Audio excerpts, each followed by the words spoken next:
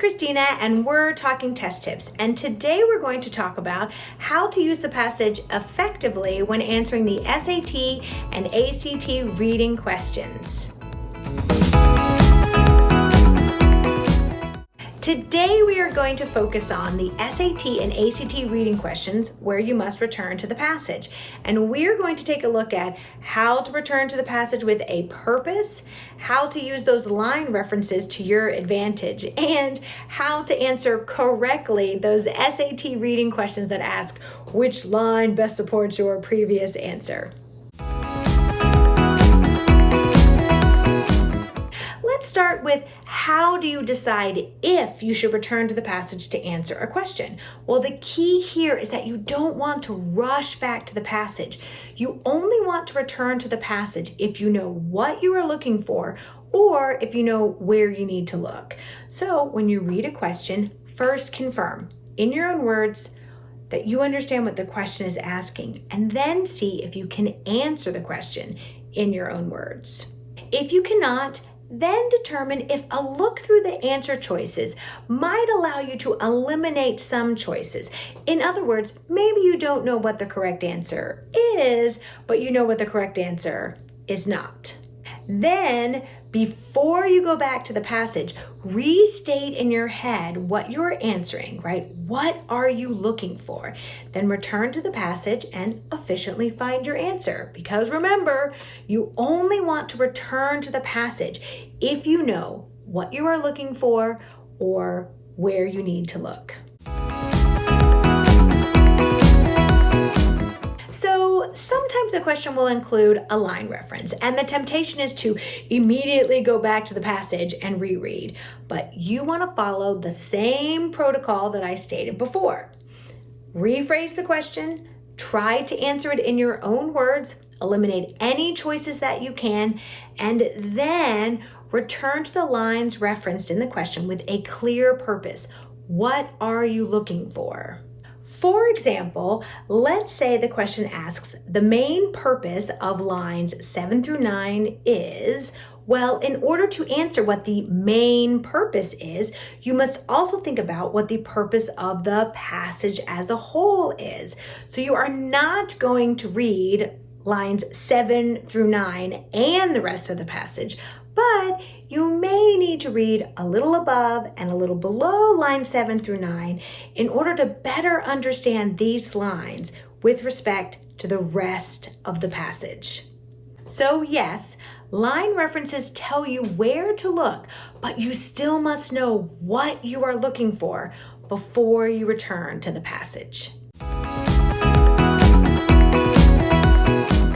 So I have worked with many students who struggle with the dreaded which line best supports your previous answer questions, and I will concede that these can be tricky, but there is a way to approach them.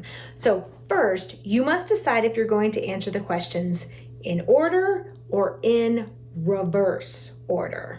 In other words, say you read a question that asks, according to the author, the viewer's relation to Pollock's art can best be described as being, and then the following question is, which of the following excerpt from the passage provides the best support for your answer to the previous question? Well, if you can answer the question, the viewer's relation to Pollock's art is in your own words, or if you can eliminate enough answer choices to select an answer without going back to the passage, then you're going to answer the first question first. So now this means you must decide which excerpt best supports your answer. So you go back to the passage and you read those excerpts that have been given to you as options, and you ask yourself the question.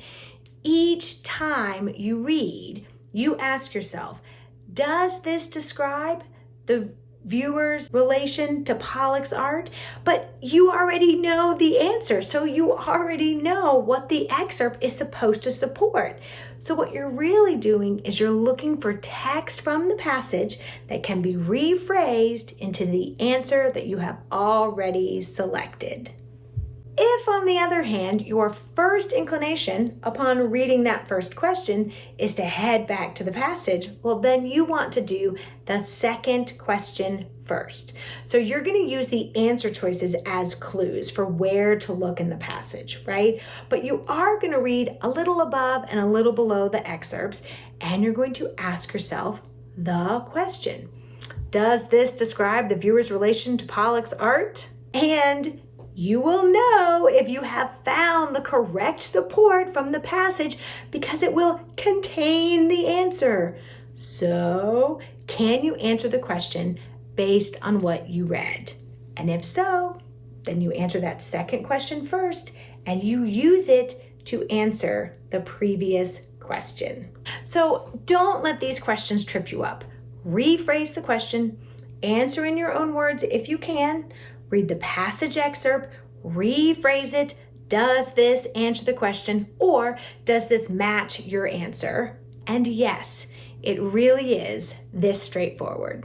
Okay, so the takeaway here is that you need to see if you can answer the question without returning to the passage first, or see if you can eliminate answer choices without returning to the passage first. Then, if you do need to return to the passage, then do it with a purpose by clarifying what it is you're looking for or where in the passage you need to look. And remember to read a little bit above and a little bit below those line references to better understand them with respect to the rest of the passage. And finally, when finding evidence or support for the previous question, ask yourself, can you answer the question based on what you read? If this is the correct support from the passage, then it will contain the answer. All right, happy practicing.